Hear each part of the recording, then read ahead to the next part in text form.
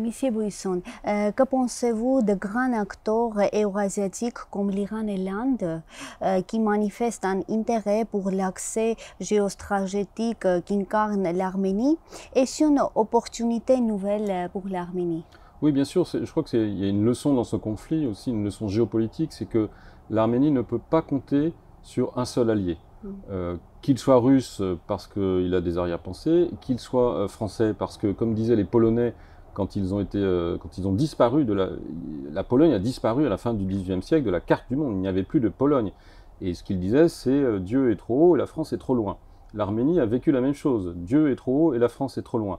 Donc compter que sur la France, c'est-à-dire sur l'Occident, pour être protégé des assauts des Turcs, c'est irréalisable. Ne compter que sur la Russie, ça n'est pas non plus sérieux, parce que la Russie a des arrière-pensées. Donc effectivement, il faut développer des alliances, je crois, de la part du gouvernement arménien. Je crois qu'il s'y attelle, avec des voyages, y compris dans des pays du Golfe Persique, y compris avec l'Inde, bien entendu.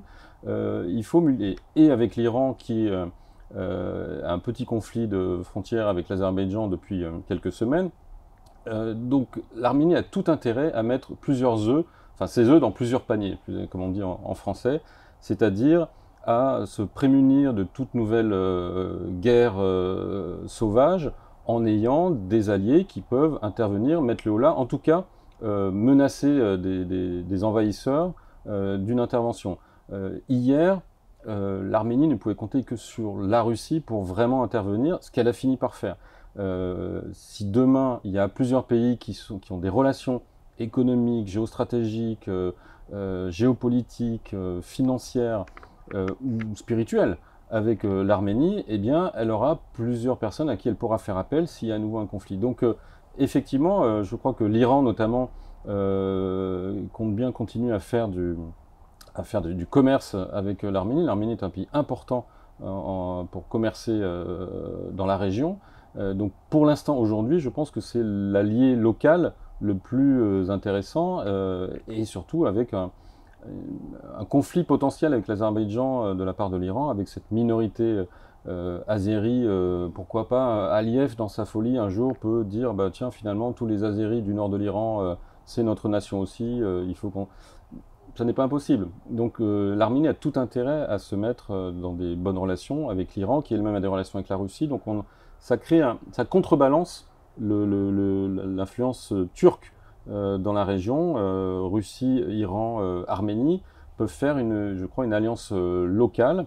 Et au-delà, avec l'Inde, compte tenu de l'aide qu'a apporté le Pakistan à l'Azerbaïdjan dans ce conflit, et l'aide qui existe entre le Pakistan et la Turquie, on voit bien qu'il y a peut-être deux blocs qui sont en train de se composer, et il ne faut absolument pas que l'Arménie rate ce train-là, ce qui ne l'empêche pas de garder des bonnes relations avec la France, ce qui ne l'empêche pas d'avoir des relations avec d'autres pays occidentaux comme les États-Unis, avec une administration Biden qui n'est pas la même que celle de Trump.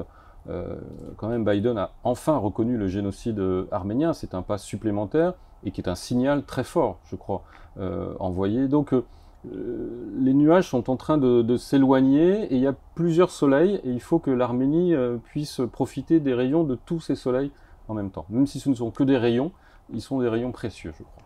Monsieur Buisson, que pensez-vous de la diaspora arménienne d'Occident? Ces organisations, mouvement arménien par exemple, son implication, son état d'esprit? Alors, le mouvement arménien est très jeune et très récent.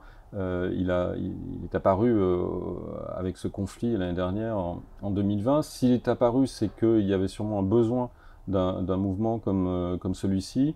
Ce qui ne veut pas dire que les autres mouvements de la diaspora arménienne qui existaient en France ailleurs n'ont pas bien fait leur travail, ou mal fait leur travail, ou pas assez fait leur travail. Mais peut-être qu'il y a une façon de repenser la manière de mobiliser non seulement la diaspora, ce qui a toujours été bien fait, mais au-delà de la diaspora. Moi, j'étais frappé j'en étais assez peiné d'être un des rares journalistes à m'intéresser à ce qui se passait, alors que j'ai absolument aucune origine arménienne.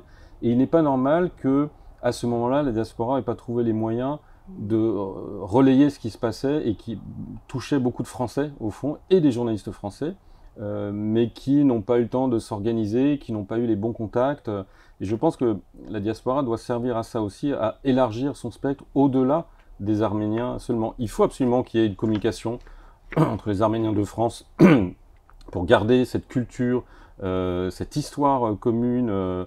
Mais il faut aussi que l'aspect français soit favorisé. Je pense qu'il faut qu'il y ait une ouverture vers des Français arméno-friendly, comme disent les Américains. Et il y en a. Moi, j'étais frappé par le nombre de gens qui m'ont écrit, qui n'ont aucune origine arménienne, qui m'ont dit on partage totalement ce que tu as dit, heureusement que tu étais là pour en parler, et qui ne demandaient pas mieux que d'aider d'une manière ou d'une autre. Et il fallait absolument décommunautariser ce conflit. Pourquoi ? Parce que ce conflit n'est pas un conflit ethnique local entre les Azéris, les Turcs et les Arméniens. Il y a beaucoup plus de choses qui se jouent sur place. Il y a des choses qui nous concernent, nous Français, parce que les Arméniens et les Français partagent des valeurs communes sur la conception du monde, sur la civilisation, sur la conception de la politique, sur beaucoup de choses, sans compter évidemment les familles communes. Et le seul moyen que cette alliance se perpétue, c'est qu'il y ait vraiment des allers-retours entre les Français et les Arméniens. Et s'il y avait un petit reproche à faire peut-être de ce point de vue-là à la diaspora arménienne en France, c'est pour l'instant de peut-être s'être contenté, si je puis dire, mais c'est déjà beaucoup, c'est déjà très bien, de rester entre Arméniens, et il le faut, c'est nécessaire, il ne faut jamais oublier ses racines, et il y a beaucoup de débats en France sur l'assimilation, l'intégration. Moi je ne connais pas plus français que les Arméniens, donc il n'est pas question de... Et pourtant, ils vont dans leur église, ils jouent du doudouk, ils ont leur tradition, ils ont leur restaurant, donc c'est bien la preuve qu'on peut être d'origine étrangère en étant très français.